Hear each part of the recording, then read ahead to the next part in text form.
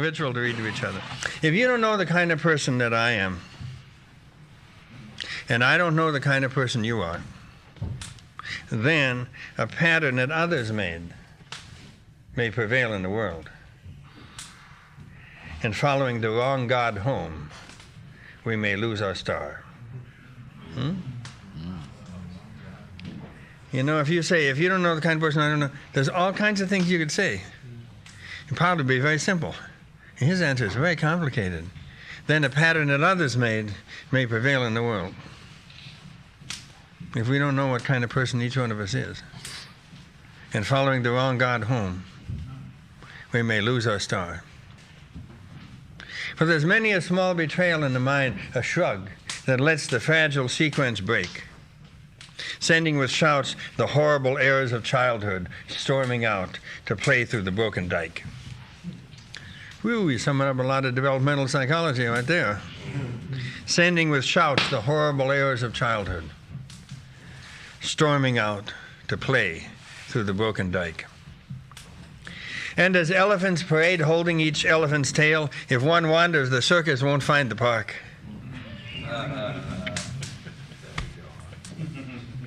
And as elephants parade holding each elephant's tail, but if one wanders, the circus won't find the park.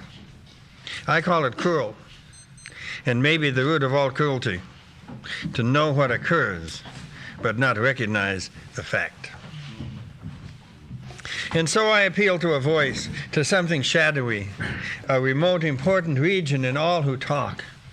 Though we could fool each other, we should consider, lest the parade of our mutual life get lost in the dark. For it's important that awake people be awake. For it's important that awake people be awake, or a breaking line may discourage them back to sleep. The signals we give, yes or no, or maybe, should be clear. The darkness around us is deep. He was very mild all of his life, but he's getting a little more fierce as he got older.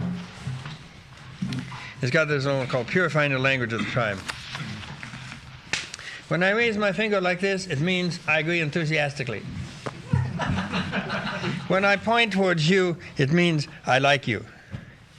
When I bring a knife over near your stomach, it means please don't say that again.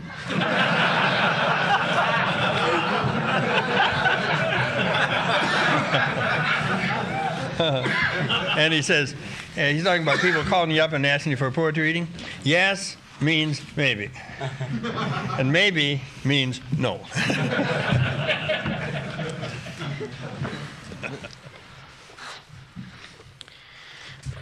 Well, there's a little picture of Stafford. One of his kids took it. And he looks a little like a South American Indian right there. And he did have a lot of American Indian blood. And when I did the selected poems, I put those poems together. And some of them are very clear, like, this is a beautiful canyon. We may need it again sometime. And another one was called Sioux Haiku. This is where Crazy Horse tried.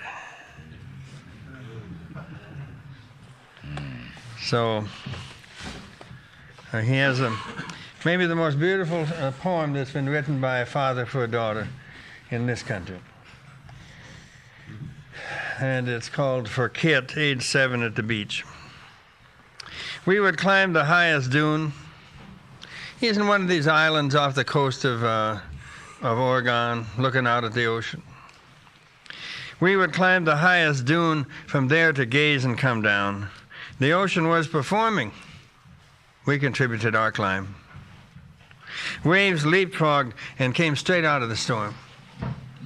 What should our gaze mean? Kit waited for me to decide. Standing on such a hill, what would you tell your child? That was an absolute vista. The waves raced far and cold. How far could you swim, Daddy, in such a storm? As far as was needed, I said, and as I talked, I swam. Isn't that great at the end? As far as was needed, I said, and as I talked, I swam. I love that one. And here's the second one here. And Robert Moore talks a lot about this question of the greatness and the grandness and the wildness in you that was crushed by your parents. And different parents crush different parts, is that right? Until the age of 2 or 3, you think you're a shit. And your teachers prove it to you. And your wife proves it to you. And so on and so on and so on. You know what I mean. Some wives. Anyway, so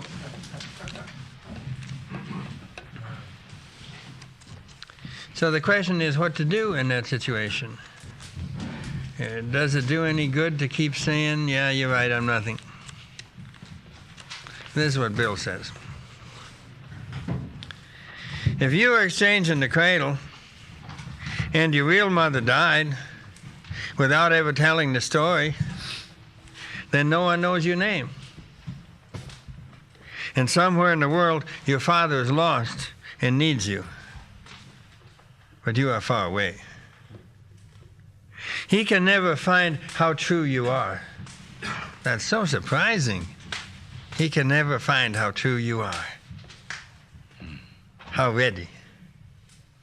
And when the great wind comes and the robberies of the rain, you stand in the corner shivering. The people who go by, you wonder at their calm. Right? You stand in the corner shivering, and the people who go by, you wonder at their calm. They miss the whispers that runs any day in your mind. Who are you really, wanderer? They miss the whisper that runs every day in your mind. Who are you really, wanderer? And the answer you have to give, no matter how dark and cold the world around you is, maybe I'm a king. Maybe I'm a king. And he says maybe, you know. But still, it's that thought, to be able to have that thought. Part again. To have that thought is so incredible. Do that last part. They miss the whisper that runs any day in your mind. Who are you really, wanderer? And the answer you have to give, no matter how dark and cold the world around you is, maybe I'm a king.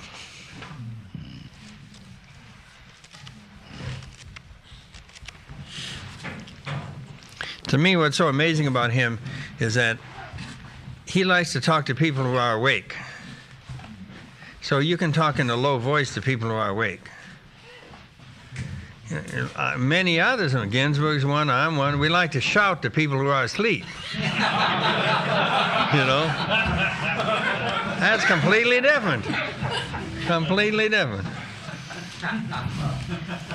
And he was a conscientious objector. He was a kid from Kansas who was a conscientious objector in the Second World War.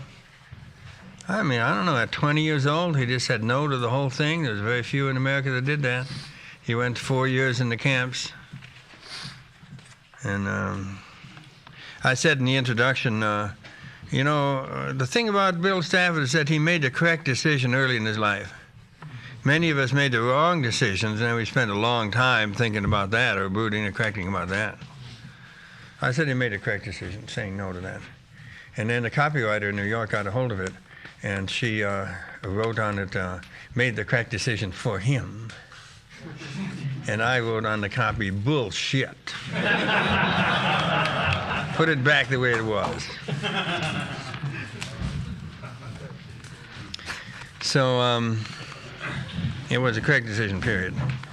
And when he says here, the signals we give, yes or no or maybe, should be clear. Well, his signal was clear. 4 years in the camps. And when he was in the camps, fundamentalist families from the neighborhood would adopt one of those boys because they weren't having enough food. And so in his case, he was adopted by a fundamentalist family in Utah where the camp was, and a woman with a withered arm, a girl, 14-year-old girl with a withered arm, brought him food. And after the war, she was 18, he was about 25, and he married her. And that's Dorothy. They have these 4 tremendous kids. And he wrote this poem for her.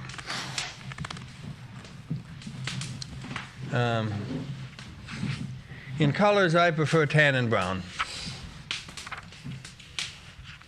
In landscape, I kind of like flat country. In conversation, I don't like too much to happen. So my wife, a vivid girl from the mountains, says, then why did you choose me? Next line is, mildly I lower my brown eyes. Wow, that's so wonderful. He picked up brown again. Mildly I lower my brown eyes. There are so many things that admirable people do not understand.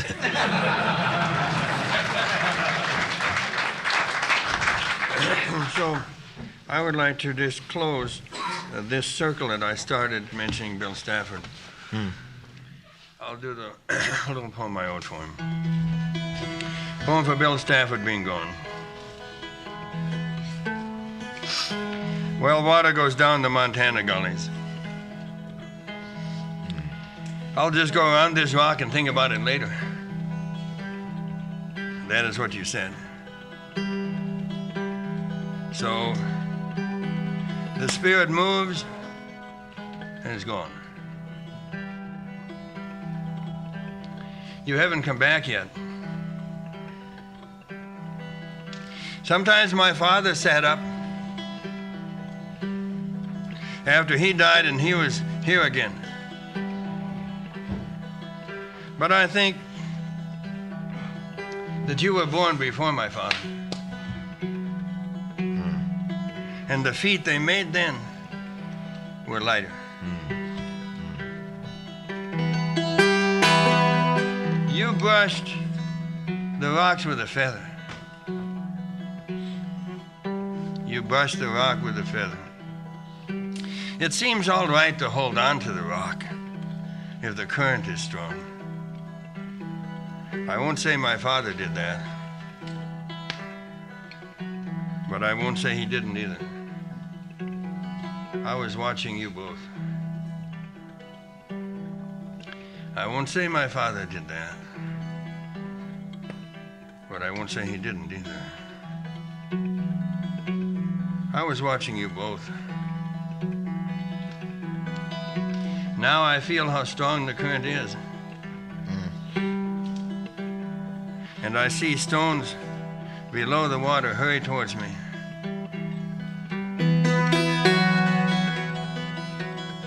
But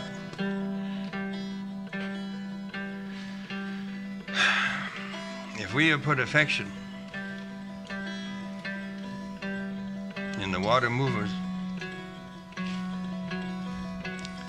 then we have to agree to where the water goes.